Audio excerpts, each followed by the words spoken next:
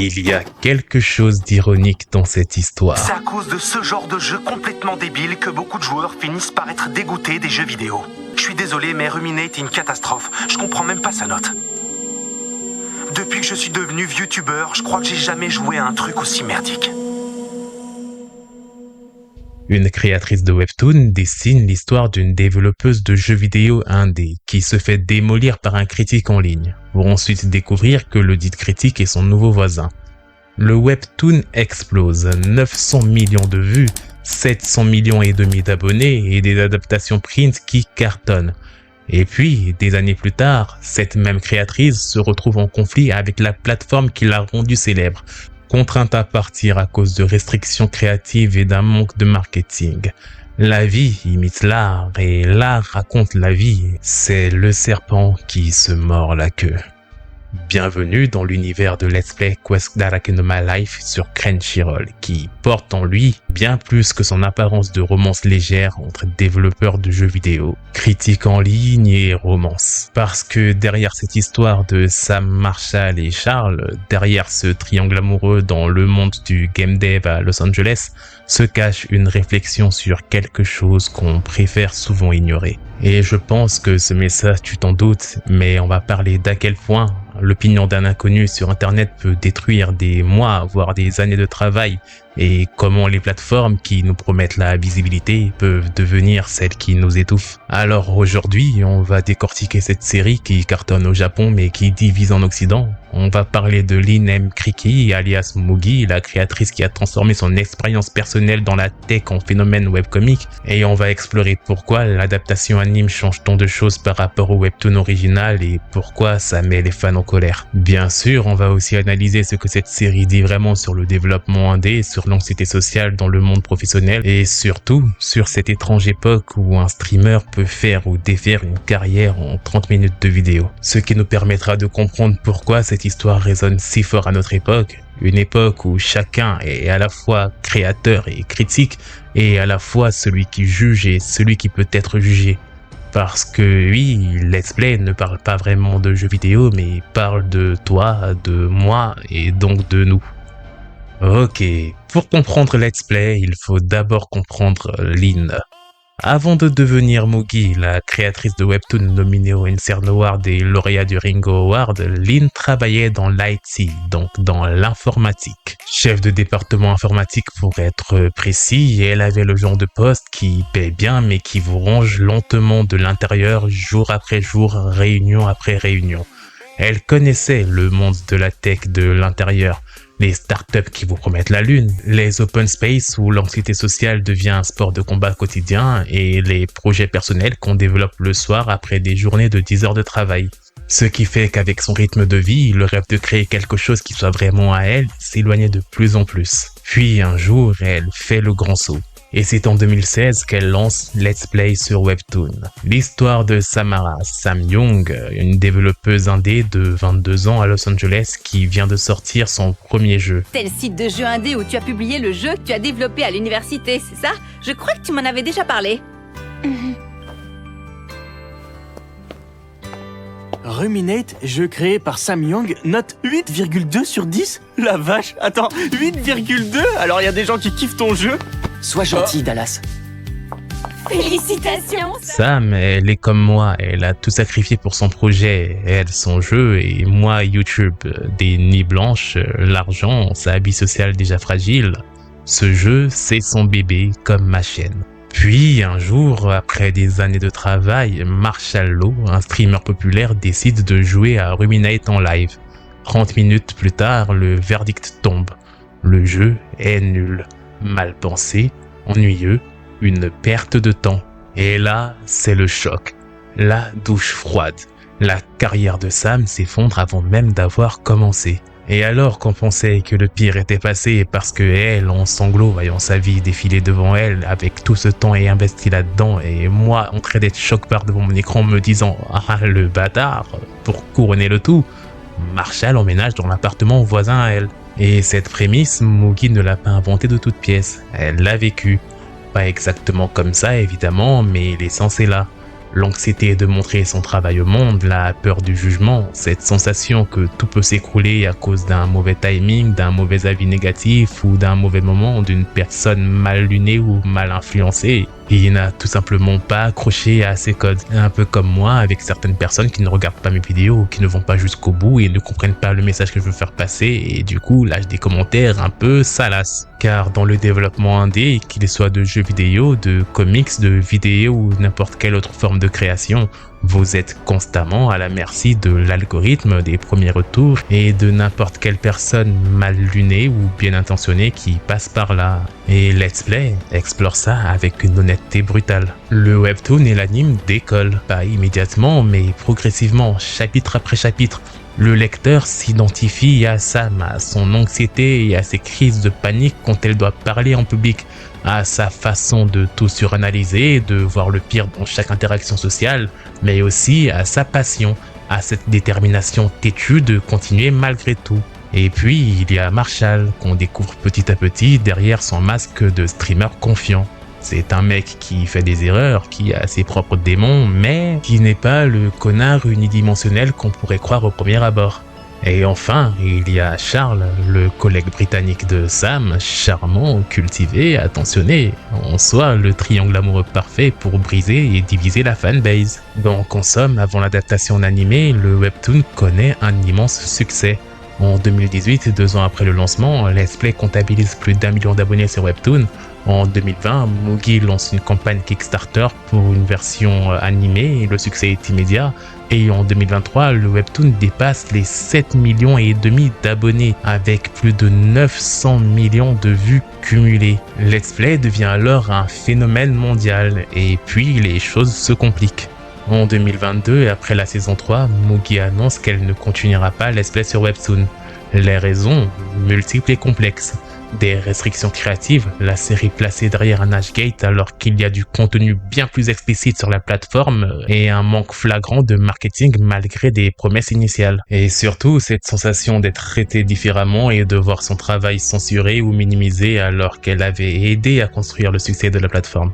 Les plateformes ont besoin des créateurs pour exister, mais une fois qu'elles deviennent assez grandes, elles peuvent se permettre de traiter ces mêmes créateurs comme interchangeables. YouTube, Instagram, TikTok, même Webtoon, peu importe le nom, le schéma reste le même. Donc Mugi part et elle annonce qu'elle reviendra avec Let's Play saison 4 ailleurs, sur une autre plateforme, sur Tapas, la plateforme concurrente. Et elle commence à travailler sur un nouveau projet, Manta, en attendant de pouvoir légalement reprendre Let's Play. Et puis en 2023, l'annonce tombe au New York Comic Con. Let's Play sera adapté en animation. La roue tourne. La créatrice qui avait quitté la plateforme pour garder le contrôle sur son œuvre voit maintenant cette même œuvre transformée par l'industrie de l'animation japonaise, avec tout ce que ça implique bien entendu, de compromis, de changements, d'adaptation. L'ironie est presque poétique. Du coup, le dessin animé Let's Play Quest Darake no My Life débarque sur Fuji TV au Japon et est en simulcast sur Crunchyroll. Produit par OLM Studio, le studio derrière Pokémon et Hot Taxi. Et franchement, pour ma part, c'est correct, une ouverture énergique, une animation correcte et un rythme qui promet. Mais voilà, immédiatement, ça divise. Parce que voilà, le problème avec les adaptations, c'est qu'elles ne peuvent jamais satisfaire vraiment tout le monde. Les fans du webtoon original ont passé des années à lire Let's Play dans le style artistique distinctif de Mugi, des personnages aux proportions légèrement irréalistes, en passant par des expressions faciales exagérées et des couleurs vives et ce feeling très webcomique occidental.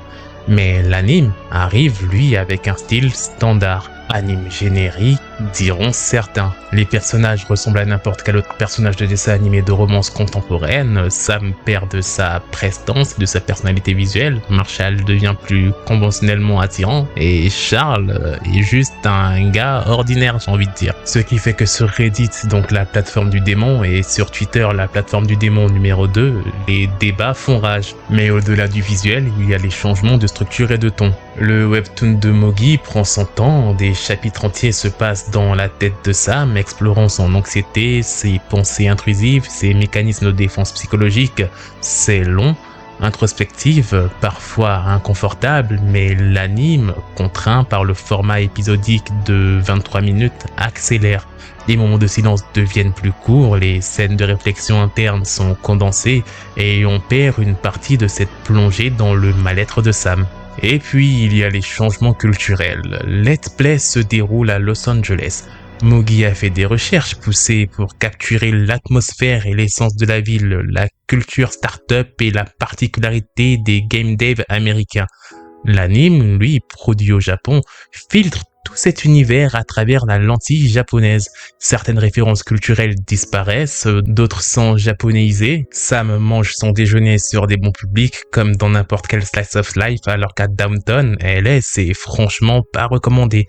Les trajets en voiture essentiels à LA sont curieusement absents jusqu'à ce qu'on les voit nécessaires. Certes, ce sont des détails, mais qui s'accumulent et Mugi elle-même en a parlé lors d'une interview. Elle a été impliquée dans l'adaptation, mais jusqu'à un certain point, certains éléments du webtoon ne passeront jamais dans l'animé pour des raisons de format, de censure et de public cible.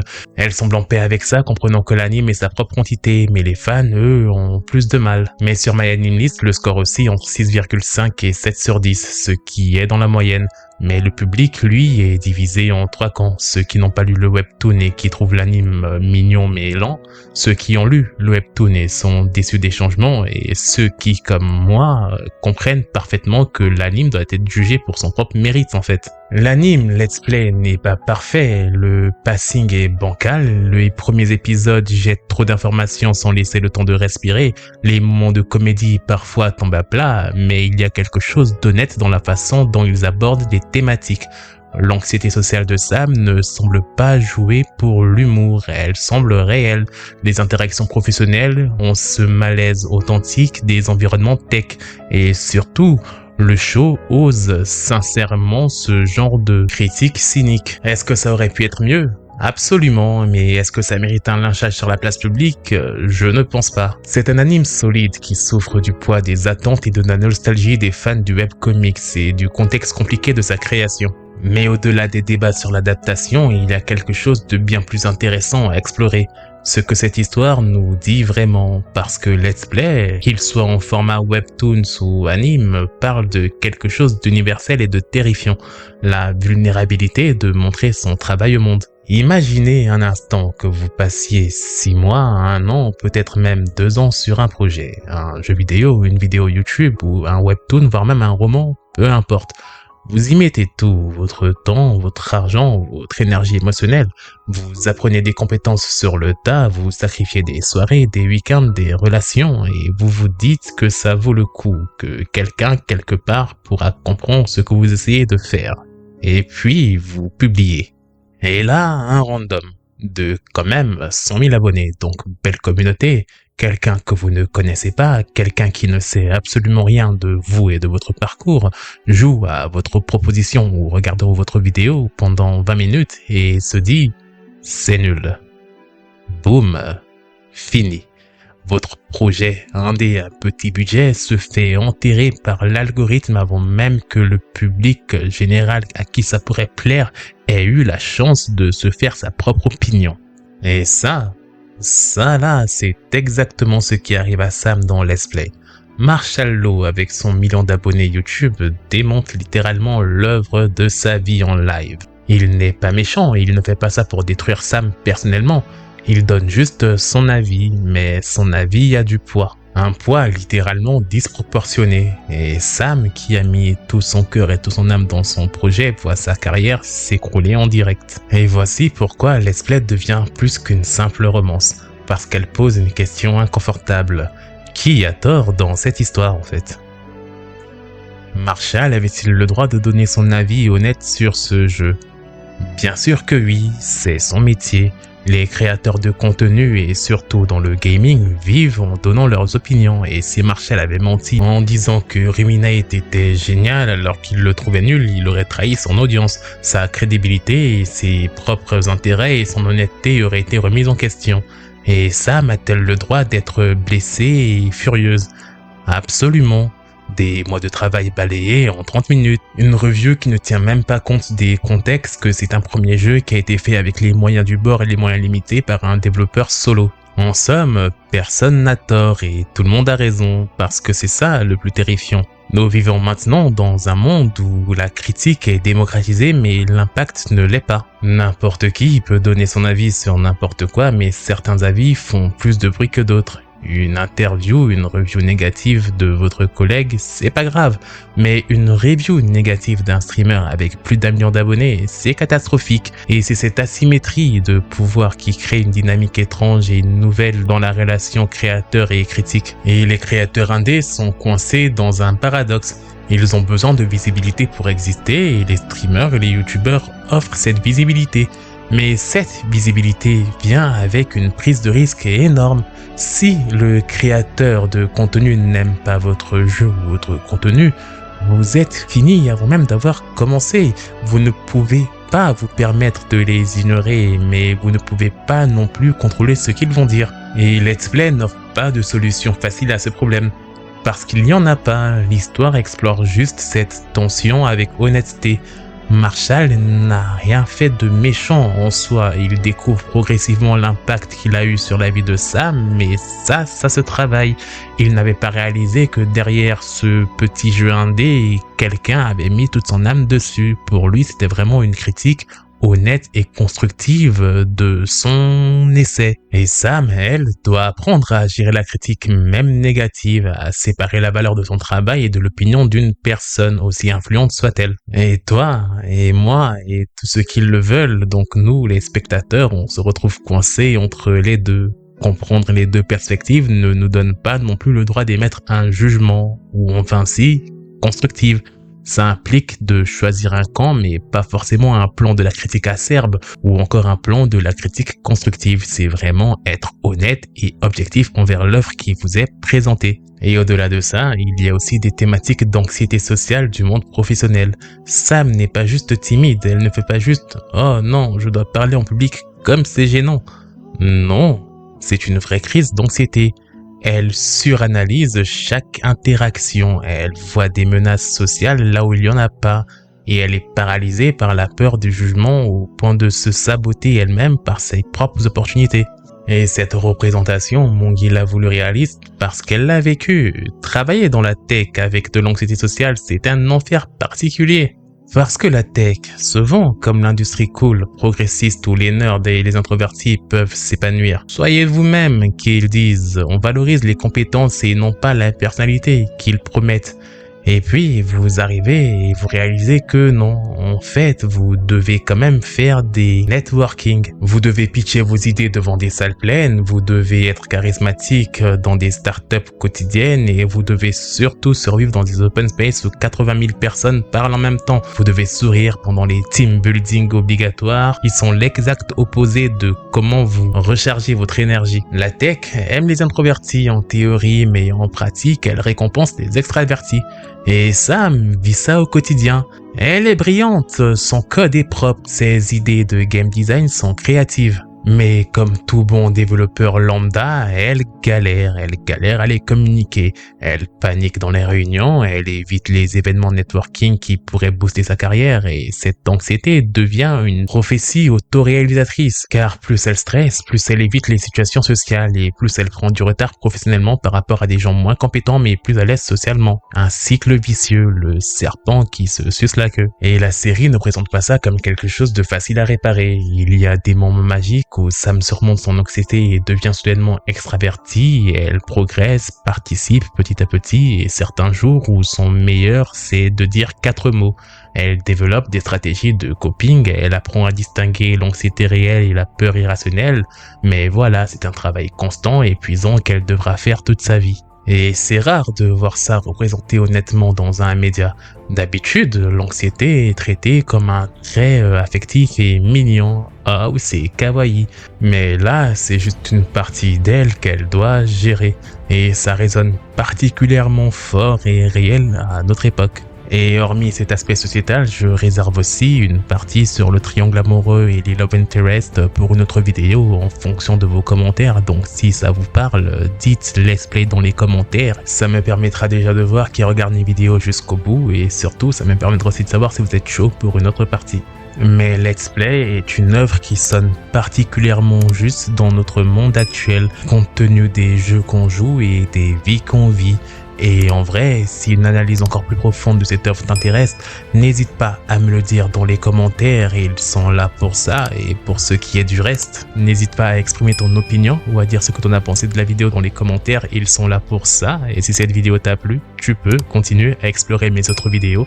Ici sur Otascrim, j'y dissèque la pop culture sous toutes ses coutures, entre psychologie, pouvoir et récits tordus. Et si le cœur t'en dit, abonne-toi à cette chaîne ou à mes autres chaînes que tu trouveras en description en fonction des thématiques qui t'intéressent, entre les histoires complètes de tes fictions préférées sur Aramis Crime, de la culture générale et de la critique sociale sur Curious Crime, le gaming et plein d'autres thématiques encore. Et suis-moi aussi sur mes réseaux sociaux, lien en description ou sur la page d'accueil de mon profil. Et sur ce, on se dit à la prochaine vidéo.